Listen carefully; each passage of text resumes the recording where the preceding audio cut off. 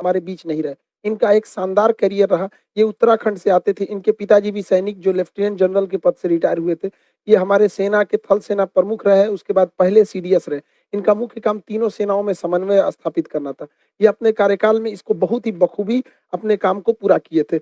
1958 में इनका जन्म हुआ और आज के दिन इनका एक हेलीकॉप्टर क्रैश में ये शहीद हो गए। 14 लोग थे उस हेलीकॉप्टर में, जो खराब मौसम के कारण बताया जा रहा है क्रैश कर गया था। इनका हेलीकॉप्टर जो ये जब इन्हें कार्यभार दिया गया था, तो इन्होंने सीडीएस के पद को बहुत ही बखूबी निभाया था।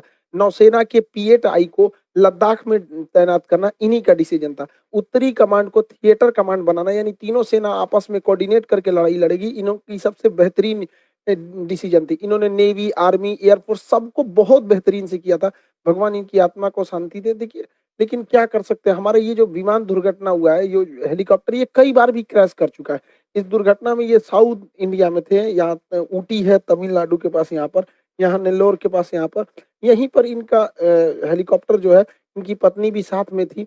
दोनों लोग को अफसोस के मतलब बचाया नहीं जा सका। बहुत मतलब दर्दनाक ये हादसा था।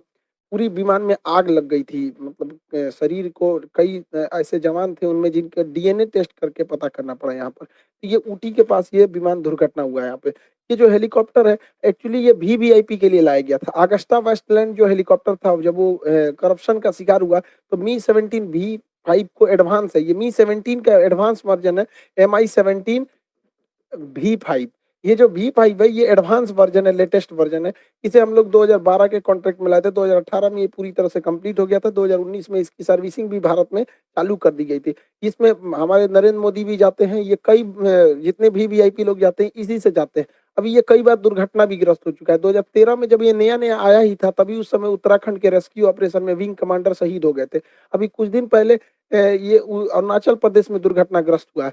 2019 में हमारे ही अपने सैनिकों द्वारा इसके ऊपर स्पाइडर मिसाइल चला दिया गया था, तो इसमें भी ये भी उस समय क्रैश हो गया था। हालांकि दुनिया में 60 देश इसका इस्तेमाल करते हैं, बहुत विश्वसनीय है। इसमें कई सारी लेटेस्ट टेक्नोलॉजी का भी यूज किया गया। इसके आर्मर को बुलेट प्रूफ बनाया गया, ताकि गोली, अगर ये लो हाइट पर चलेगा तो गोली वगैरह वगैरह को ये रोक सके। इसमें एडवांस रडार सिस्टम सिस्टम लगाया गया, जो किसी भी तरह के आगे की जानकारी देता है। एक्चुअली ये ट्रांसपोर्ट के साथ साथ ये एक अटैक हेलीकॉप्टर के तौर पे भी काम करता है। इसके अंदर का अगर देखेंगे तो इसे सैनिकों को ले जाने के लिए दिया गया है। इसमें 36 सैनिक हथियार के साथ तैनात हो सकते हैं।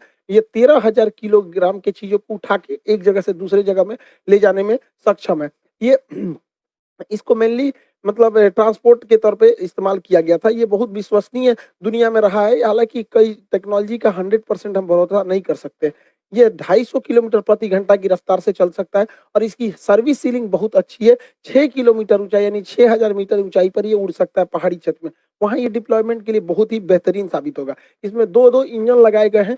ट्विन इंजन पे ये काम करता है। नाइट विजन है इसमें, ऑनबोर्ड ये इसमें हर चीज की नई एडवांस टेक्नोलॉजी लगाई गई है।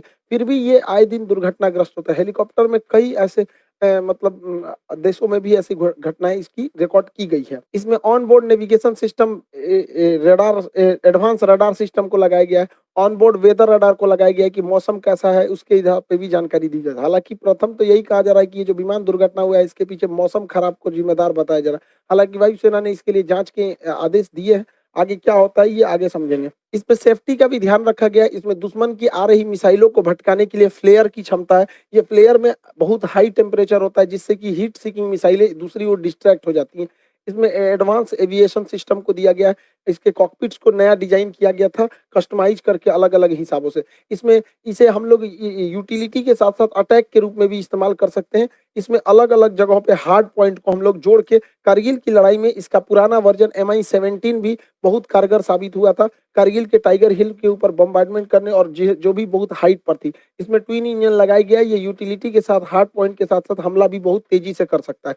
इसमें कई सारे मिसाइलों को लगाया जा सकता है, अलग अलग तरह के। इसमें मशीन गन है, सब मशीन गन है, ऑटोमेटिक गन है, रडार, रॉकेट्स है, मिसाइल फायर करने की क्षमता है।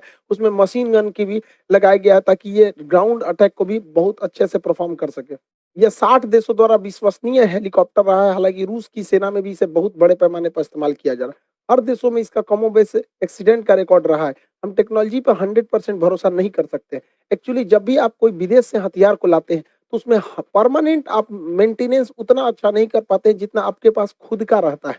क्योंकि विदे अगर कोई ऐसे कल पुर्जे खराब हो गए, जो विदेश से लाने हैं, तो आप उसको थोड़ा-सा टॉलरेट करके भी चलते हैं कि चलो भैया अभी पूरी तरह से खराब नहीं हुआ है। लेकिन वही अगर हम अपना हेलीकॉप्टर देखेंगे, ध्रुव जो इसे हम बना रहे हैं, तो अभी हमको स्वदेशी बनाना पड़ेगा। लेकिन क्या करें, भारतीय सेना में स्वदेशीकरण, मेक इन इंडिया को सबसे ज़्यादा अगर किसी ने बढ़ावा दिया था सेना में, तो बिपिन रावत जी ने ही दिया था। अब कई सारे ऐसे हथियार, ऐसे सारे ऐसे इंस्ट्रूमेंट थे जिस पे आयात पर बैन लगा दिया गया था। पहली बार भारत जो है इज़राइल के बराबर हथियार एक्सपोर्ट करने में जा रहा है। तो ये भारत के लिए एक अच्छी खबर थी। खैर बिपिन रावत जी जो थे, जब तक उन्होंने भारत में रहे, भारत माता की सेवा ही किए रहे।